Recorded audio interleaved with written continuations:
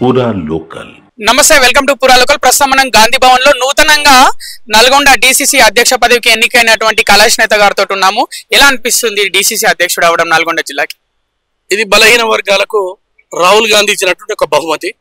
ఈ దేశంలో BC, SC, ST, మైనార్టీల పార్టీగా గత 70 సంవత్సరాల ఆత్మగౌరవాన్ని నిలబెడుతూ రిజర్వేషన్లు ఇచ్చి వాళ్ళ అభివృద్ధికి పాటుపడిన ఏకైక పార్టీ కాంగ్రెస్ పార్టీ. ఒక సామాన్య కార్యకర్త, ఒక రేషన్ కార్డు ఉన్నటువంటి కార్యకర్త బతుకు తెరువు కోసం ఉస్మాన్ యూనివర్సిటీలో చదువుకుంటూ అనునిత్యం ఆకలితో పోరాటం చేసిన నాకు ఇవాళ గురుతరమైనటువంటి బాధ్యత ఇచ్చిన రాహుల్ గాంధీ గారికి, మల్లికార్జున ఖర్గే గారికి, కేసీ వేణుగోపాల్ గారికి, మీనాక్షి నటరాజన్ గారికి తెలంగాణ రాష్ట్రంలో అధికారాన్ని తీసుకురావడానికి ఒక బాహుబలి లెక్క ప్రయత్నం చేసి తెలంగాణలో ప్రజా పరిపాలన పెడుతూ ఉన్న మా ముఖ్యమంత్రి గారికి, బొమ్మ మహేష్ కుమార్ బలహీన వర్గాల ముద్దుబిడ్డగా పిసిసి అధ్యక్షునిగా, అదేవిధంగా నల్గొండ జిల్లాలో ఉన్నటువంటి యోధులైనటువంటి జానారెడ్డి గారు, రఘువీరెడ్డి గారు, జయవీర్ గారు, బాలు నాయక్ గారు, కోమటిరెడ్డి బ్రదర్స్, అదేవిధంగా మరి వీరేశం గారు, బిఎల్ఆర్ గారు, మరి కిరణ్ కుమార్ రెడ్డి గారు, శంకర్ నాయక్ గారు, యోధులు ఉన్నటువంటి ఈ జిల్లాలో నా మీద ఈ బాధ్యత పెట్టినందుకు వీళ్ళందరికీ 2 చేతులు జోడించి నమస్కరిస్తున్నా. మీ నాయకత్వంలో మీరు ఏదైతే నాకు ఆదేశాలు ఇస్తారో తప్పకుండా పార్టీని ముందుకు తీసుకుపోయి ఇప్పుడు జరుగుతున్నటువంటి లోకల్ బాడీ ఎన్నికల్లో బైక్ గెలిచి రాహుల్ గాంధీ గారికి గిఫ్ట్ ఇచ్చి తెలంగాణ రాష్ట్రంలో సన్న బియ్యం అందుతున్నటువంటి ఈ సందర్భం లోపల, రేషన్ కార్డులు వచ్చిన సందర్భం లోపల కొత్త ఇంటిగ్రేటెడ్ రెసిడెన్షియల్ స్కూల్ పేరుతోటి యూనివర్సిటీని అభివృద్ధి చెందుతూ కొత్త హాస్పిటల్ కడుతూ 5 లక్షల ఇండ్లు కడుతున్న ఈ సందర్భం లోపల, అదేవిధంగా ఉచిత విద్యుత్ ఏదైతే ఇస్తామన్నారో 200 యూనిట్లు, ఉచిత గ్యాస్ కావచ్చు, ఉచిత బస్సు ప్రయాణం కావచ్చు, ఇన్ని ఇచ్చిన రేవంత్ రెడ్డి గారికి ఈ తెలంగాణ రాష్ట్రంలో ఎదురు లేదని మన జూబ్లీహిల్స్ ఎన్నికల్లో తెలిసింది.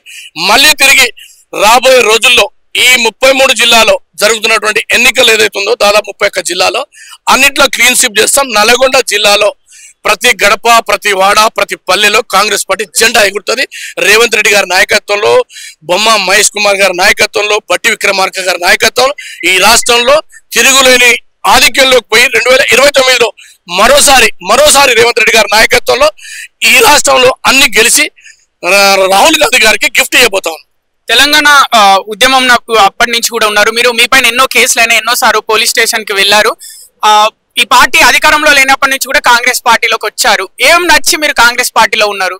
60 సంవత్సరాల కళని సాకారం చేసిన శ్రీమతి సోనియా గాంధీ గారు తెలంగాణ తల్లి రూపంలో కనపడింది. అనేక మంది బలిదానాలు చేసుకుంటున్న ఈ సందర్భంలో ఆమె ఆపడానికి ప్రయత్నం చేసి సంపన్న జాతులకు ఆత్మగౌరవం నిలబెట్టడానికి విద్యా, ఉద్యోగం, నీరు సదుపాయాలు కావాలా, వాళ్ళందరినీ కూడా సమాజ స్థాపన కోసం కాంగ్రెస్ పార్టీ ఒక త్యాగం చేసి ఆంధ్రప్రదేశ్ లో చనిపోయిన సోనియా గాంధీ గారు ఎంతమంది పెట్టుబడిదారులు అడ్డుపడ్డా ఈ ప్రజలకు 4 కోట్ల మంది ప్రజలకు ఓ తల్లిగా ఇవాళ కనపడుతుంది. కాబట్టి ఆ బిడ్డగా ఆమె నాయకత్వాన్ని బలపరచడానికి వచ్చిన తప్ప ఓ పదవుల కోసమో, ఎమ్మెల్యే కోసమో, ఎంపీ కోసమో కాదు. 100% క్రమశిక్షణ గల సైనికునిగా రాహుల్ గాంధీ గారిని ఈ దేశ ప్రధానమంత్రిని చేసిన తర్వాతనే మేము నిద్రపోతామని ఈ సందర్భంగా మనం చేస్తాం. సర్పంచ్ ఎన్నికలకు సంబంధించి బీసీలకు 17% రిజర్వేషన్ కల్పించినట్టు అందరూ నిరసన కార్యక్రమాలు తెలుపుతున్నారు బీసీ సంఘాల వాళ్ళు. నల్గొండ బీసీ సోదరులకు మీరు ఏం చెప్తారు? ఒక్కటి గుర్తుపెట్టుకోవాలి, ఈ రాష్ట్రంలో 42% రిజర్వేషన్ బిల్లుదేమని బీసీ సంఘాలు అడగలే, లేకపోతే మరొకరు అడగలే. ఇది రాహుల్ గాంధీ గారు దేశ ప్రజలకు ఇచ్చినటువంటి వాగ్దానాన్ని కామారెడ్డి డిక్లరేషన్ లో 2023 ఎన్నికల్లో రేవంత్ రెడ్డి గారి నాయకత్వంలో ప్రజలకు ఇచ్చినటువంటి హామీని నిలబెట్టుకోవడానికి చట్టబద్ధంగా శాసనసభలో ఒక బిల్లు ప్రవేశపెట్టి ఆ బిల్లుని చట్టబద్ధత తీసుకొచ్చి రాష్ట్రపతి దగ్గర కానీ గవర్నర్ దగ్గర పెడితే డ్రామాలు ఆడుతున్నటువంటి భారతీయ జనతా పార్టీ ఇవాళ మమ్మల్ని మోసం చేస్తా ఉన్నారు. దయచేసి నేను ఒక్కటే అర్థం చేసుకుంటున్నా, ప్రజా సంఘాలుగా మీ హక్కు నేను కాపాడుతాం.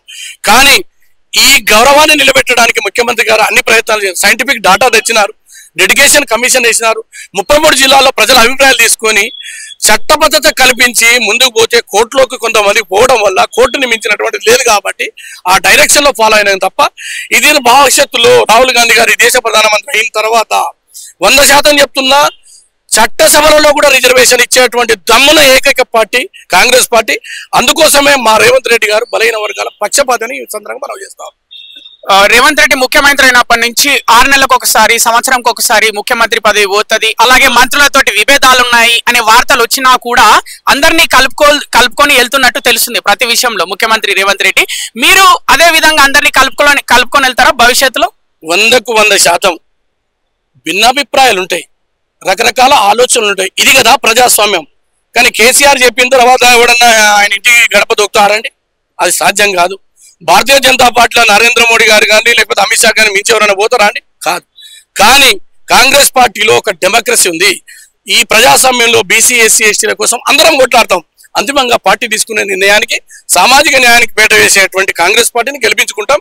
ఈ రాష్ట్రంలో 100% రేవంత్ రెడ్డి గారు తిరిగిలేని నాయకుడు.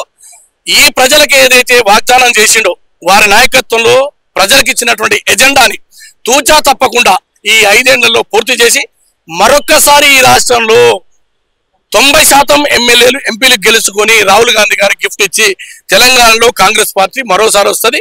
ఇంటి పార్టీగా చెప్పుకున్న మీరు ఇవాళ ఫామ్ హౌస్ లో పండుకున్నారు. ప్రజల కోసం కొట్లాడతలేరు, అసెంబ్లీలో అడుగుతలేరు, ప్రజల పక్షాన నిలబడతలేరు, కలబడతలేరు. బిడ్డ ఒక దిక్కు, అల్లుడు ఒక దిక్కు, అయ్యో ఒక దిక్కు, కొడుకు ఒక దిక్కు, అందరూ ఒక దిక్కు. కానీ అంతిమంగా మా దిక్కులన్నీ ప్రజల వైపు నిలబడుతున్న నాయకుడు రేవంత్ రెడ్డి గారు మాకు స్ఫూర్తినిచ్చారు. కాబట్టి మేము కూడా ఎవరం కూడా నల్గొండ జిల్లాలో ఉన్నటువంటి పెద్దల ఆశీర్వాదంతో ముందుకు పోతా. 100% మరొకసారి మీ ఛానల్ ద్వారా మనవి చేస్తున్నా, ఈ రాష్ట్రంలో తిరుగులేని కాంగ్రెస్ పార్టీని గెలిపించి రాహుల్ గాంధీ గారిని ప్రధానమంత్రి చేసిన దాకా రేవంత్ రెడ్డి గారి నాయకత్వంలో, మహేష్ కుమార్ గారి నాయకత్వంలో వారు ఎవరైతే మాకు మరి దిశ పెడతారో, బట్టి విక్రమార్క గారు సూచిస్తారో వారినన్నిటిని కూడా తప్పకుండా పేద ప్రజల యొక్క హృదయాలను చూరగొని అధికారులకు రాబోతా ఉన్నాం. మరొకసారి